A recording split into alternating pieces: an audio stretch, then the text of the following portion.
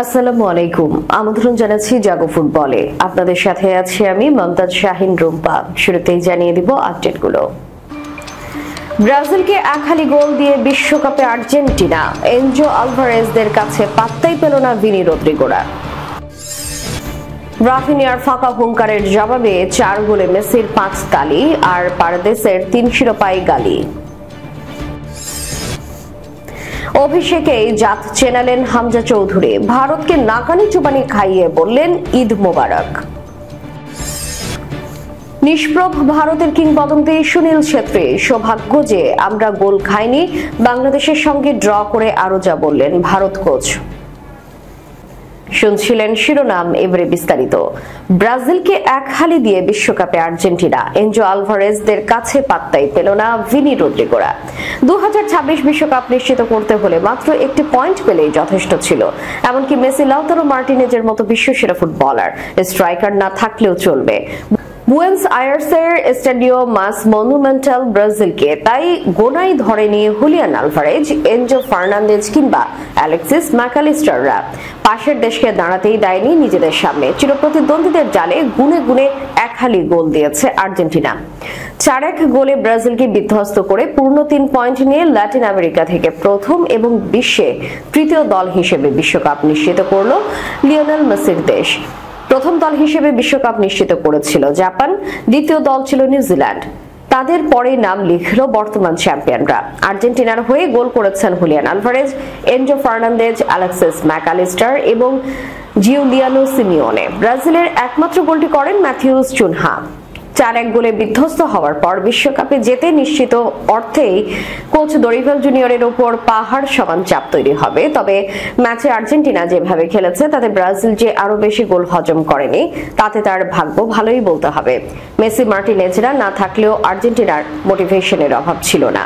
Match শুরুর আগেই নিশ্চিত হয়ে গিয়েছিল বিশ্বকাপে উঠে গেছে। উৎসবের আমেজ সেখানেই শুরু হয়। ম্যাচের শুরু থেকে সেই উচ্ছ্বাস এবং আমেজ ধরে রাখে আর্জেন্টিনা ফুটবলাররা, যার ফল দেখা যায় চতুর্থ মিনিটেই।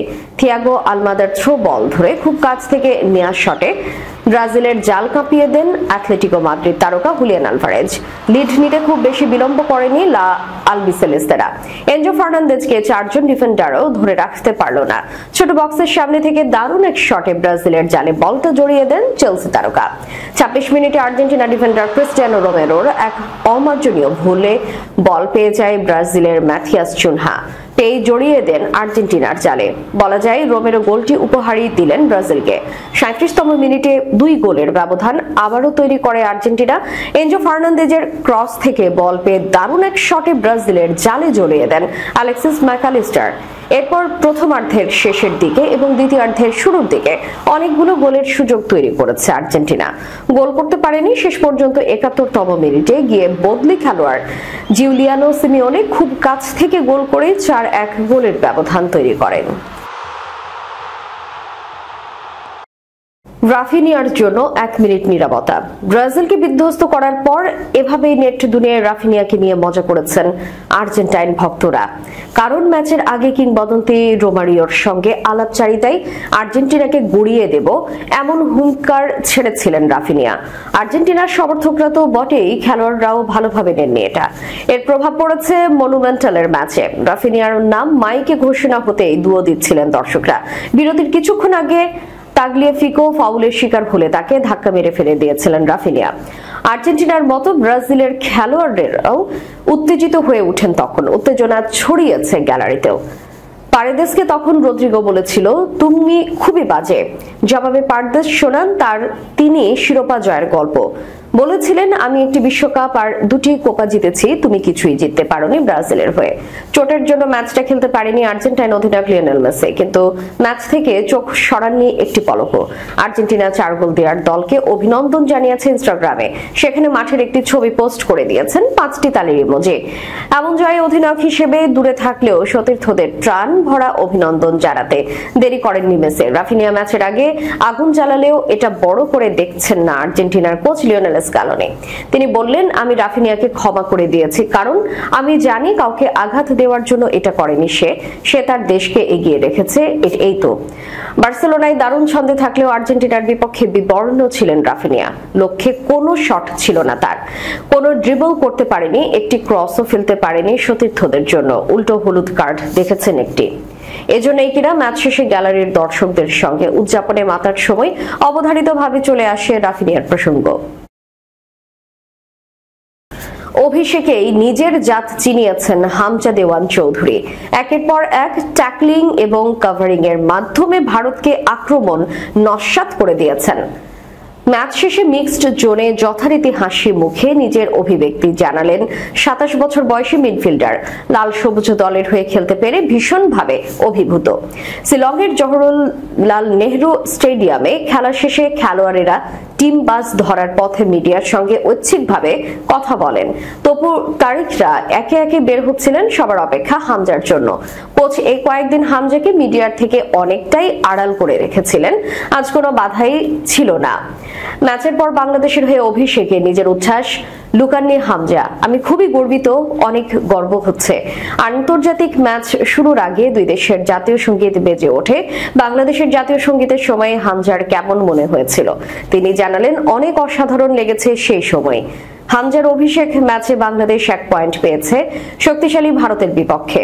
ম্যাচ নিয়ে তার মূল্যায়ন, প্রথমার্ধে খুব ভালো খেলেছিলাম আমরা। কলিগদের নিয়ে আমি খুব গর্বিত, তারা অনেক কঠোর পরিশ্রম করেছে। আমরা সবাই গুড টিম স্পিরিট নিয়ে খেলছি। বাংলাদেশ আজ বেশ কয়েকটি গোলের সুযোগ মিস করেছে, নয়তো পূর্ণ 3 পয়েন্ট নিয়ে মাঠ ছাড়ার সুযোগ ছিল। এই নিয়ে হামজার কথা, আমাদের জয় প্রাপ্যই ছিল। ফুটবলে মিস হতেই পারে, ইংলিশ প্রিমিয়ার ফুটবল লিগেও এমনটাই হয়। প্রথম ম্যাচের পর সমর্থকদের উদ্দেশ্যে তার বক্তব্য, পজিটিভ ভাইব বজায় রাখতে হবে। কয়েকদিন পর ঈদ উল ফিতর, তাই বাসে ওঠার আগে সবার উদ্দেশ্যে ঈদ মোবারক বলে যেতে ভুল হয়নি ঝাঁকড়া চুলের ফুটবলারকে, যার পারফরম্যান্সে মোহিত সবাই। নিষ্প্রভ ভারতের কিংবদন্তি সুনীল ছেত্রী প্রচন্ড ক্ষুব্ধ ভারতের কোচ। একদম নতুন পরিবেশে হামজা চৌধুরী প্রথম ম্যাচে প্রাণবন্ত ছিলেন। যেখানে বল সেখানেই ছুটে গেছেন তিনি। কখনো রক্ষণের দেয়াল হয়ে দাঁড়িয়েছেন, আবার কখনো আক্রমণে সহায়তা করেছেন। হামজাতে ভর করেই ভারতকে আটকে দিয়েছে বাংলাদেশ। অথচ নিজেদের ঘরের মাঠ কিংবদন্তি ফুটবলার সুনীল ছেত্রীর একই হাল। হামজার উজ্জ্বল দিনে নিষ্প্রভ ছিলেন সুনীল ছেত্রী, দিলেন লজ্জাজনক পারফরম্যান্স। তিনি বাংলাদেশের গোলরক্ষক মিতুল মার্মাকে তেমন কোনো পরীক্ষায় ফেলতে পারেনি। কয়েক দফা বলের লাগা পায়নি, আবার পেলেও ঠিকমতো টাইমিং করতে পারেনি। শুধু সুনীলই নন, ভারত ডিফেন্সেও বেশ কয়েকবার ভুল করেছে। গোলকিপারও সেটাটা দিতে পারেনি, যদিও সেই সব ভুলের মাসুল আদায় করতে ব্যর্থ হয়েছে বাংলাদেশ। শেষ পর্যন্ত গোলশূন্য ড্র হয়েছে ম্যাচটি। পূর্ণ 3 পয়েন্ট না পাওয়ায় ক্ষুব্ধ ভারত কোচ মানুলা। ম্যাচ পরবর্তী সংবাদ সম্মেলনে তিনি বলেন, আমি শুধু হতাশই নই, প্রচন্ড ক্ষুব্ধ। সৌভাগ্য যে আমরা গোল খাইনি, 1 পয়েন্ট নিয়ে মাঠ ছাড়তে পেরেছি। আমার কোচিং ক্যারিয়ারে এটাই সবচেয়ে কঠিন সংবাদ সম্মেলন। আমরা যখন খেলেছি দ্বিতীয়ার্ধে অবশ্য চেষ্টা করেছিলাম, কিন্তু জেতার জন্য যা যথেষ্ট ছিল না। খেলা শুরু হওয়ায় 10 সেকেন্ডের মধ্যে গোলরক্ষক বিশাল কেথের মারাত্মক ভুলে ভারতকে পিছিয়ে পড়তে পারত। বিশালের এই ভুল প্রসঙ্গে মানুলু বলেন, এই বিষয়ে খুব বেশি কথা বলতে চাই না। শেষ করার পূর্বে সংবাদ শিরোনামগুলো জানিয়ে দিব আরো একবার। ব্রাজিলকে 1 হালি গোল দিয়ে বিশ্বকাপে আর্জেন্টিনা।